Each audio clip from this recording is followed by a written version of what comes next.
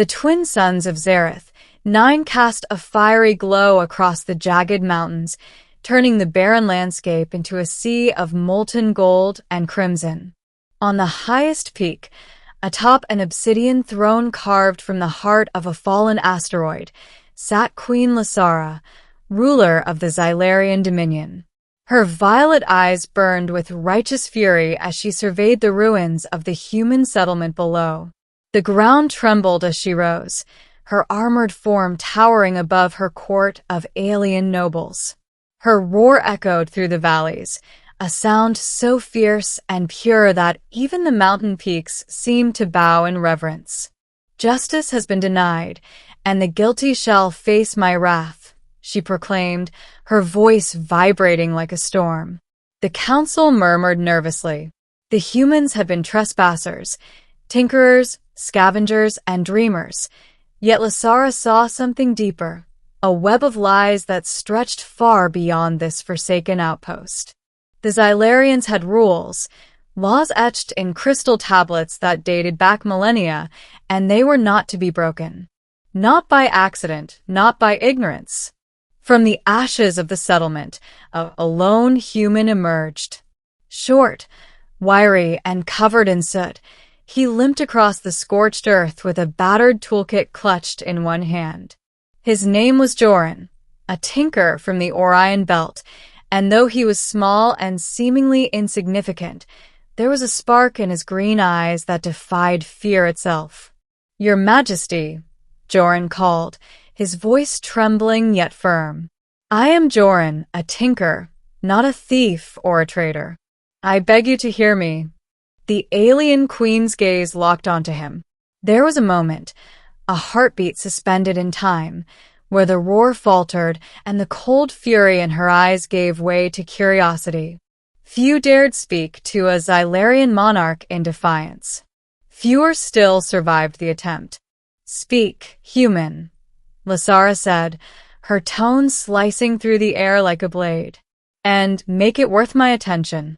Joran knelt, placing his toolkit on the ground with care. "I did not destroy your settlement. I came seeking relics, yes, but for knowledge, not for conquest. What happened here was not my doing. The real culprit hides in plain sight." The court gasped. Whispers spread like wildfire. It was unheard of for a human to claim innocence, let alone suggest a hidden threat. Lasara's violet eyes narrowed. "And what makes you think I will believe your words?"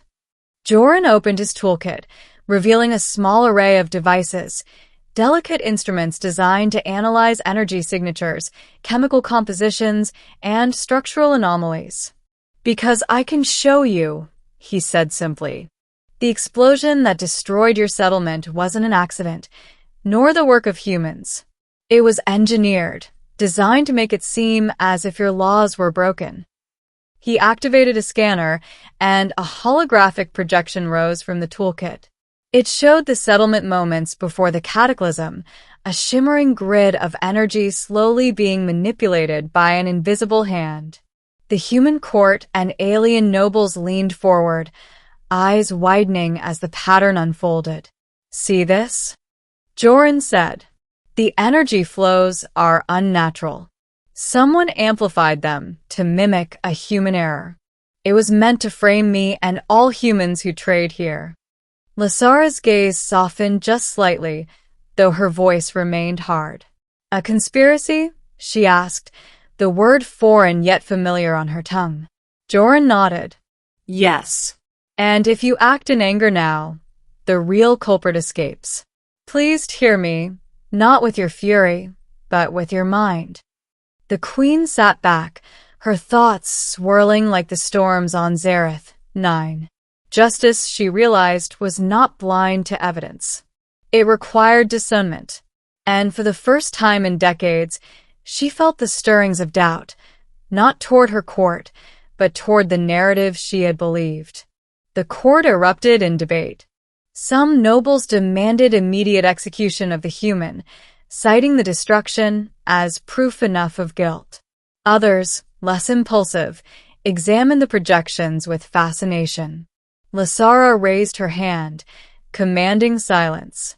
"Enough," she said. "I will hear this human fully. Speak and tell me everything." Joran spent the next hours detailing his journey, how he had traveled from the Orion Belt, following ancient star maps to unearth lost technologies, how he had discovered the settlement in ruins and realized the attack was deliberate, how he had traced the energy patterns to a nearby asteroid field, where a rogue Xylarian warlord hid, seeking revenge on his queen for a past betrayal. Lasara listened, weighing each word. She had led campaigns across galaxies, judged disputes between species, and commanded obedience with a roar. Yet here, she felt the strange tension of uncertainty, a gnawing at the foundation of her convictions. The human before her, small, fragile, mortal, had planted a seed of truth. Finally, she spoke. "You risk your life to speak, human. You claim knowledge of the unseen. Yet how do I know you are not part of the deception?" Joran held her gaze. "Because I have nothing to gain, your majesty, except truth. And I swear, if you allow me, I will expose the one responsible for this treachery." For a long moment, Lasara was silent. Then, slowly, she rose from her throne. The roar that had once struck terror now carried deliberation, not fury. "Very well, Tinker. You shall have your chance. But know this, if you deceive me, you will not live to regret it. Bring me the traitor, or perish in the attempt." Joran nodded. "I understand. I accept your terms."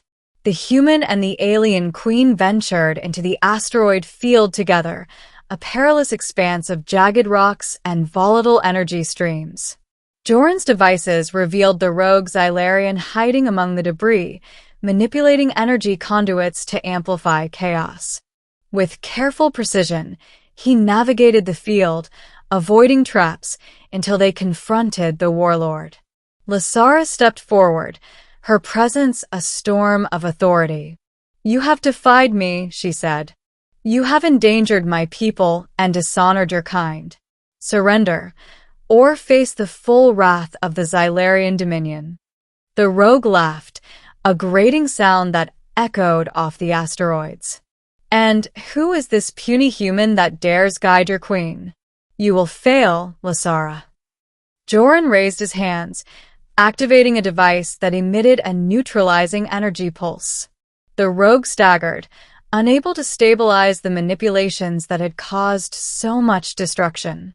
"Justice doesn't roar alone," Joran said, stepping forward. "It sees clearly, it acts wisely, and it doesn't rely on fear." Lasara's eyes glowed with approval. Together, human and queen, they cornered the rogue.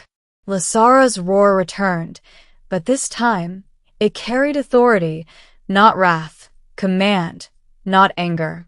The warlord fell to his knees, powerless before the unity of two worlds. The rogue was brought to trial, and Joran stood beside Lasara as evidence was presented.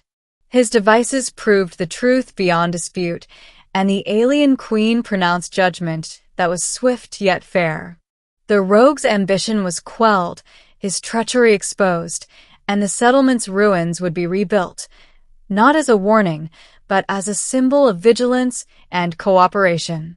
In the weeks that followed, Lasara and Joran worked together to restore the human settlement. The queen, once feared as a tempest, showed a capacity for wisdom tempered by curiosity.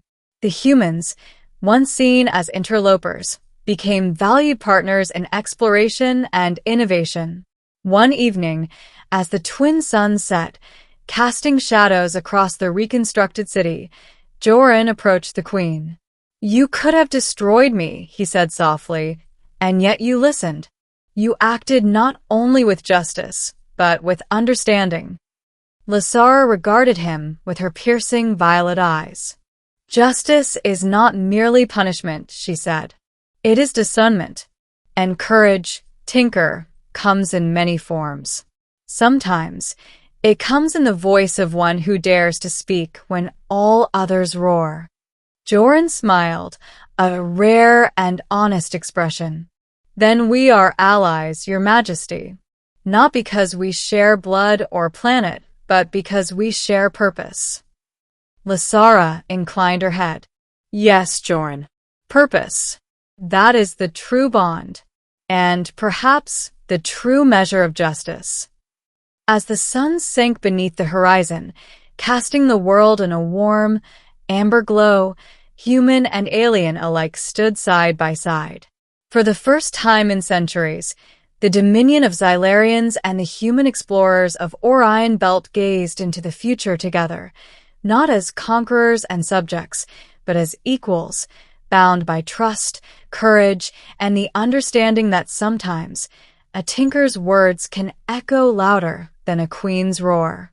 And in that moment, atop the mountains of Xerath, 9, the galaxy felt smaller, yet infinitely more full of possibility.